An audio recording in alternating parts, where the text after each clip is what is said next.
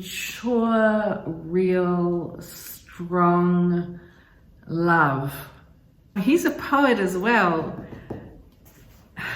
I love that, so romantic. Okay, I'm calling it. This is my favorite poem. You can only do that in poetry.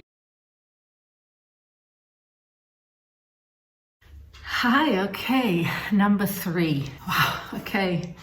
Ordinary Beast by Nicole Sealey. I started it last night. So I opened it up to medical history, which is the first poem.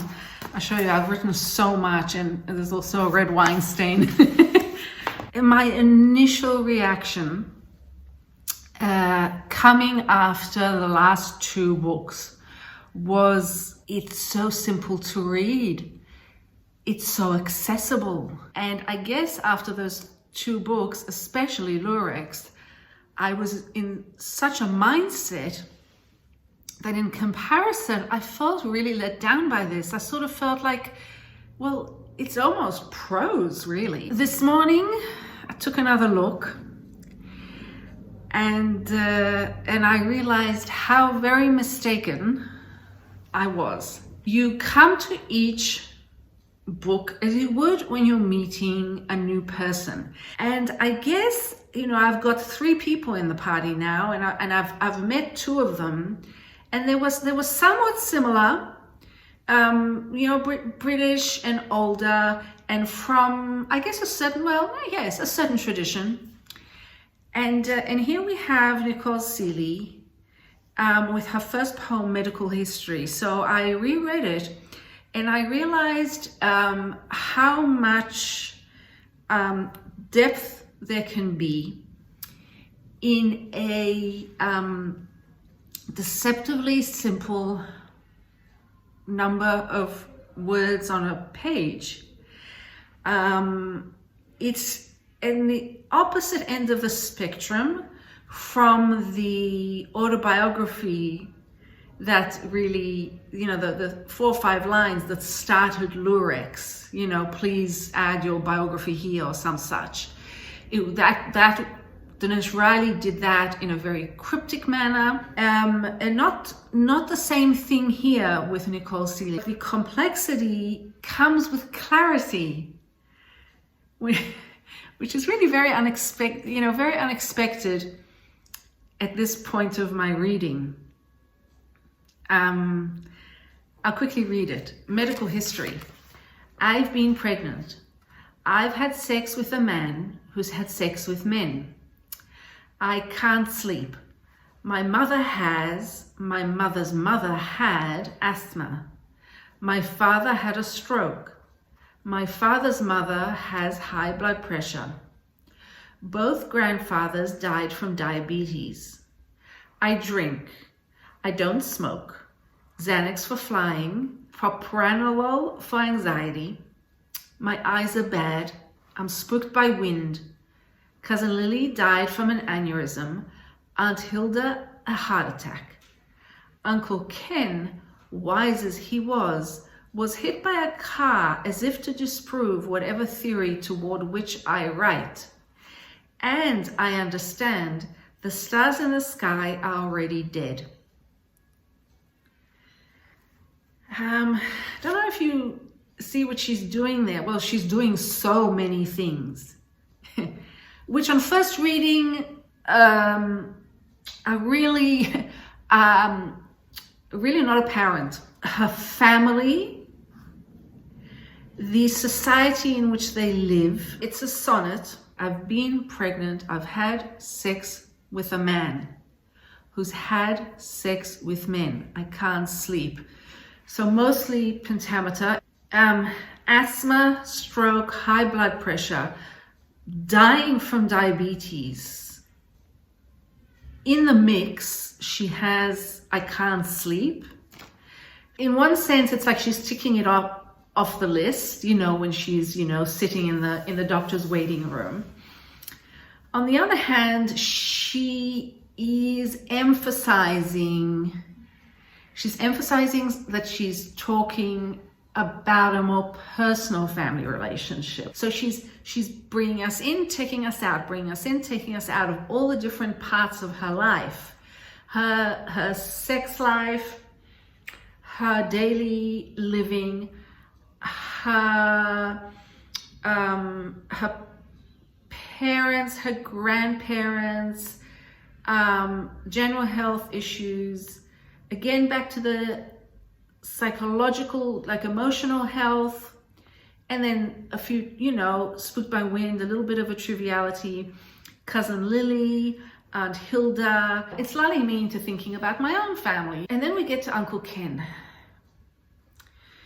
So, and here's the turn of the sonnet for me. Uncle Ken, wise as he was hit by a car. Wise as he was. I'm hesitating about wise as he was, because was he wise to die from being hit by a car rather than another method? Or did he get hit by the car in spite of the fact that he was wise? There's a little bit of a hesitation there. And then, as if to disprove whatever theory toward which I write. So the speaker is saying, I'm working towards a theory. And you expect, what's the theory? She doesn't tell us what the theory is. She says this instead. And I understand the stars in the sky are already dead. And this is the kind of complexity that I really love in a poem, and which went over my head yesterday when I was like, oh, let's read this with a glass of wine and let's enjoy the poetry. You have to pay attention when you're reading this book.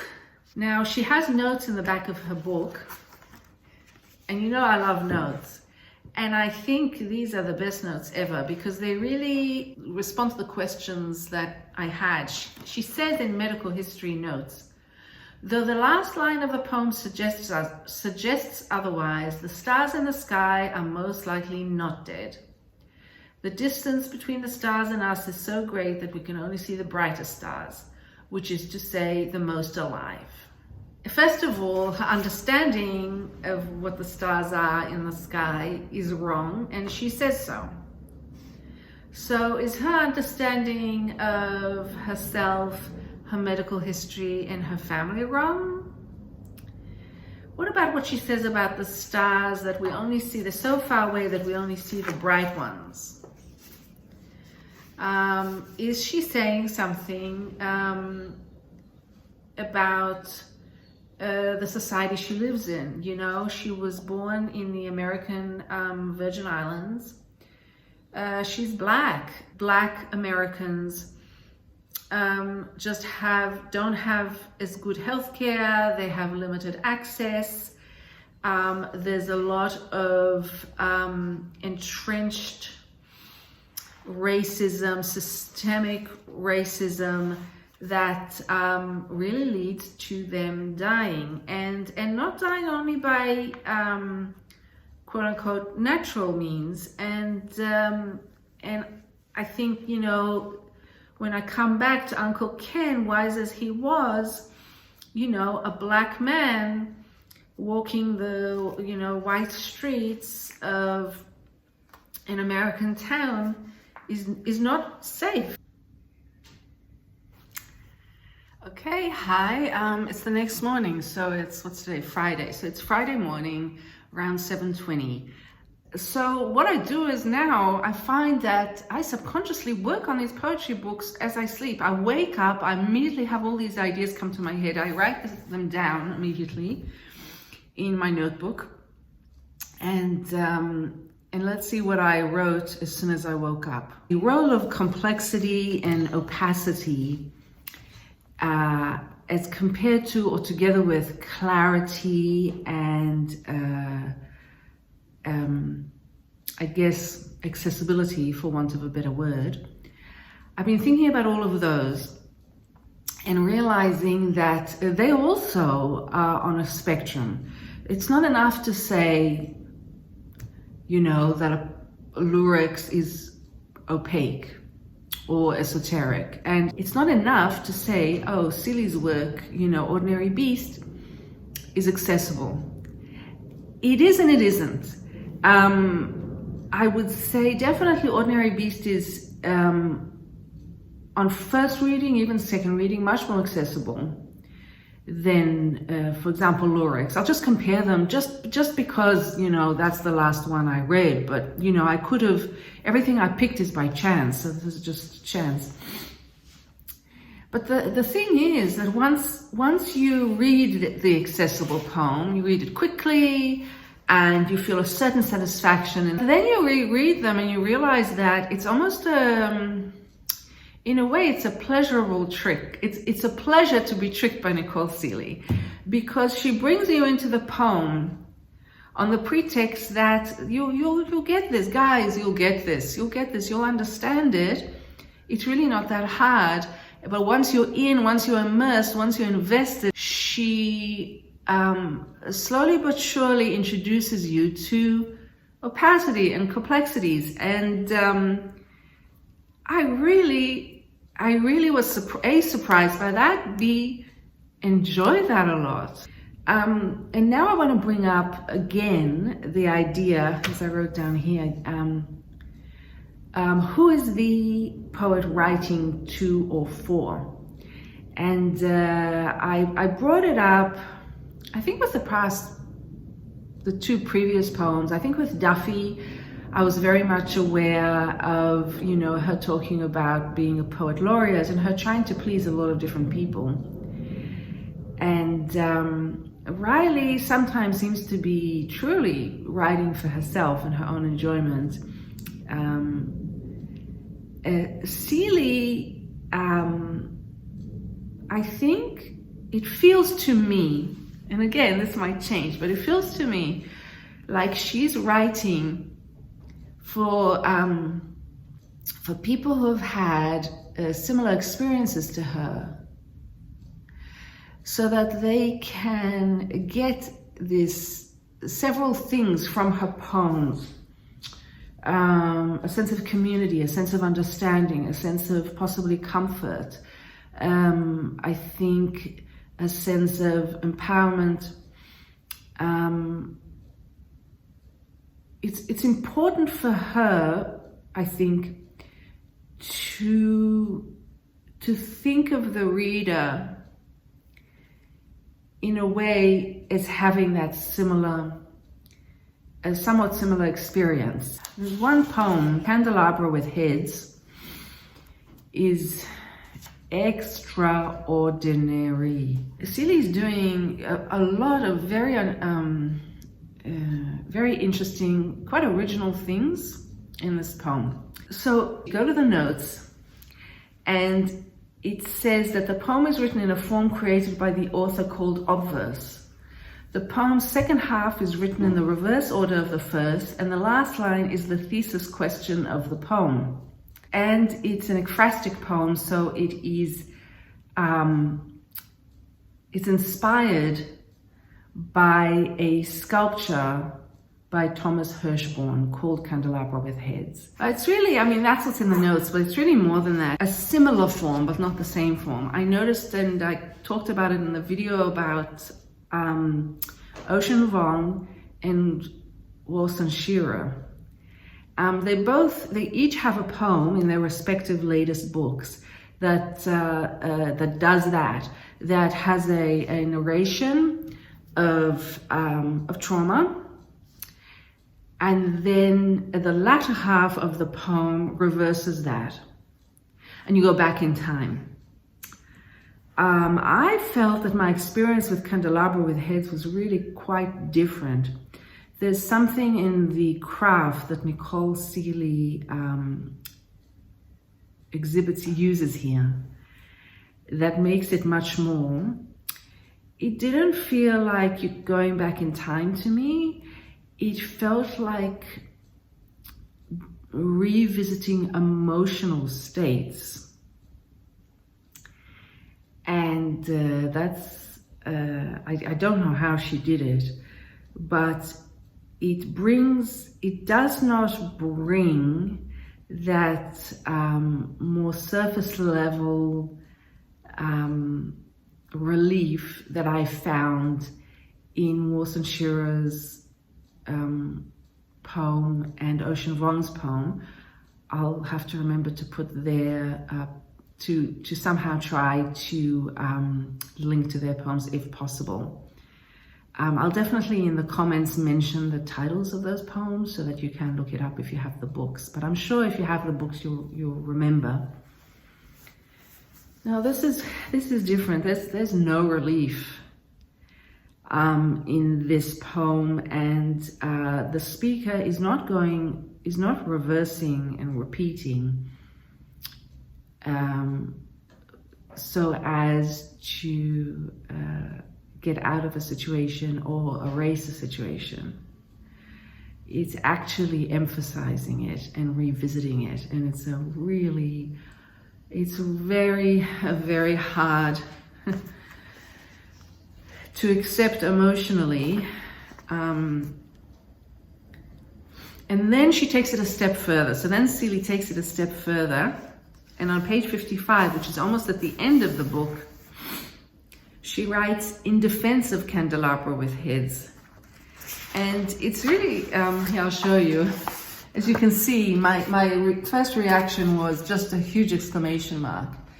She has aligned, it's aligned to the right margin, and she's speaking directly to the reader. Damn, I love that so much. She's speaking directly to the reader in the same book about a previous poem in the book. I've never seen this before. I just think it's brilliant. It starts, "If you've read the Candelabra with heads that appears in this collection and the one in the animal, thank you." I mean, I just find this so brilliant.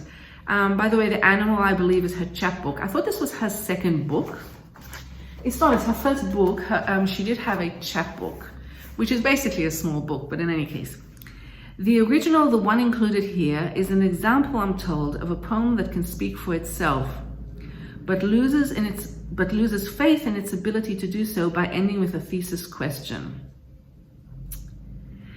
So she's actually questioning in her book her decision to add that thesis question. And she describes, and I won't spoil it for you because you should come across it in real time in this poem. She discusses her reasoning, her justification for having that line. And it's not necessarily what you'd expect. And it's enthralling to me. So it's interesting on the level of craft, you know, as someone who enjoys reading poetry with one eye to the craft. But it also says so much about the thoughtfulness of the poet, and the thoughtfulness about who will read this, and when will they read this, now and in the future. And this is a very dark book. It has glimpses of light. It has flashes of light and life and joy, definitely. But I think the end of "In Defense of Candelabra with Heads" is really pure optimism and hope. And I really loved it. Yeah, I really loved it. Thinking about the darkness of the book makes me realize, now wait a minute, Eleanor, there's a poem here. Okay, page 20. See, the minute I say something, I think of the opposite. Cento for the night I said I love you. So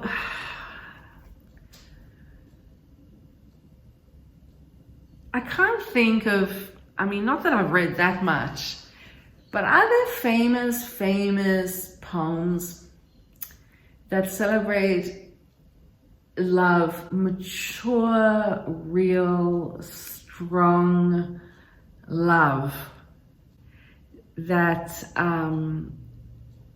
that is returned in a mature, strong relationship? Are there many poems like that? I haven't come across them.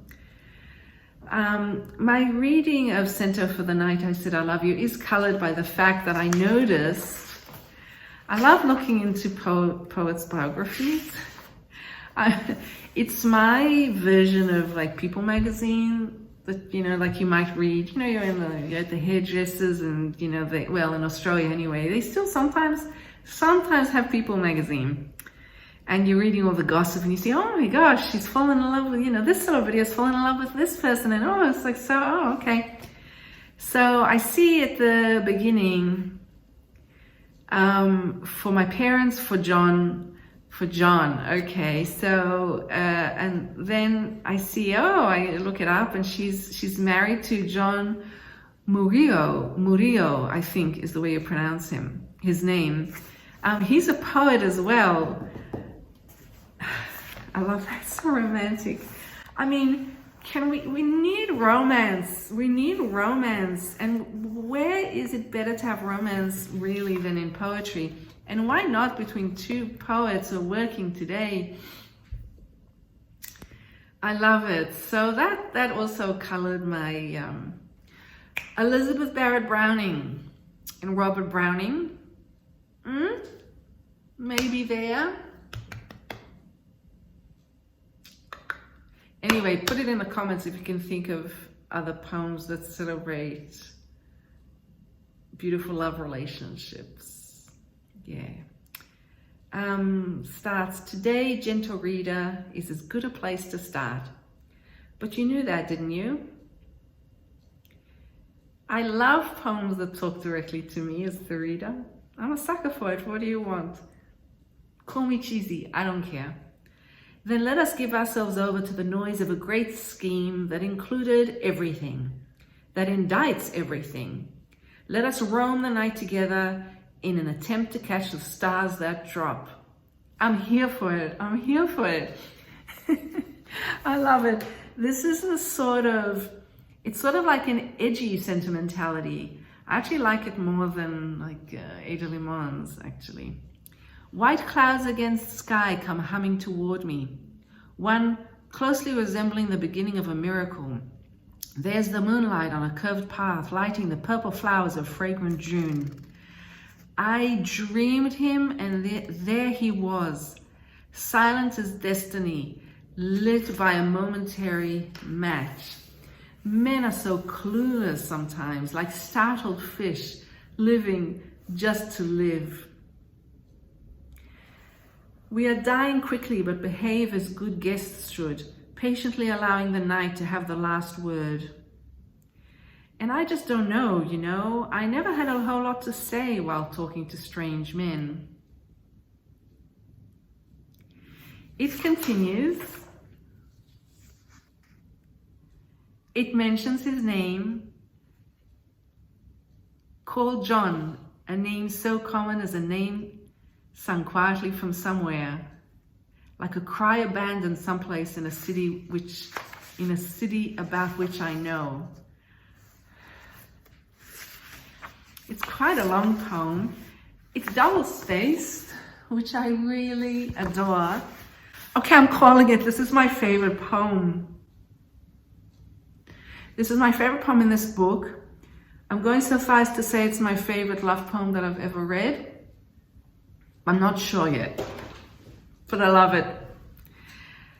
Now, another thing that I have to admit, another thing that adds to sort of my connection to it is that a cento. What is a cento? You go to the notes. It's a poem that's comprised. It's a form. So it's a form of poetry, like a sonnet, like a ballad, but it uses lines that are borrowed from other places. I believe usually from other people's poems. So each line is a borrowed line from someone's poem, separate poems. I think it's cento because it's 100 lines. And so, yeah, and in the notes, thank you, Nicole Sealey, your notes are chef's kiss. The poem is comprised entirely of lines borrowed from the following poets in order of appearance. And she does a lot. It must be 100. Look how many. And here she brings in a community of poets into her love poem for what I believe is her husband. You can only do that in poetry. You can only do that in poetry. The poets, as you scan through the names of the poets, you see poets that are working today. You see poets that have been dead a very long time. God rest their souls. You see poets from different backgrounds and cultures. It's inspiring. It is joyful. And it's, you know, it's on page, it starts on page 20 of a book that is 53 pages long. And because the poem goes from page 20 to page 31, it's pretty much halfway through the book. So, I think I'll leave it there for the moment. You see, this is why I have my coffee in an insulated mug, because I forget myself and I go on and don't take a sip. I'm gonna come back because I'm going to be mulling over this for the rest of the day for sure. I'll be back soon. See you then. Hi, okay, it's late Saturday night. I'm tired, but I just really wanted to get this video out there. I wanted to mention that I'm going to put a few links in the notes to things that I mentioned on the video, so do check the notes. And also I wanted to say I didn't get a chance to really say too much about Nicole Sealey's bio, but you know, she's in her early 40s, got an MFA from NYU, and many awards, many fellowships. And I also wanted to mention that she was executive director of Cave Canem between 2017 and 2019. Yeah, check out Cave Canem. It's they describe themselves as North America's premier home for Black poetry, and it's a wonderful, wonderful organization, which was founded in 1996. Apart from that, the front cover is incredible. It's a photograph, I believe, of a sculpture by an incredible artist. I'll leave a link to her as well. Deborah Dancy. Amazing, amazing. And remember that the only real property is the property of the mind. I will see you for the next video. Okay? Thank you. Bye.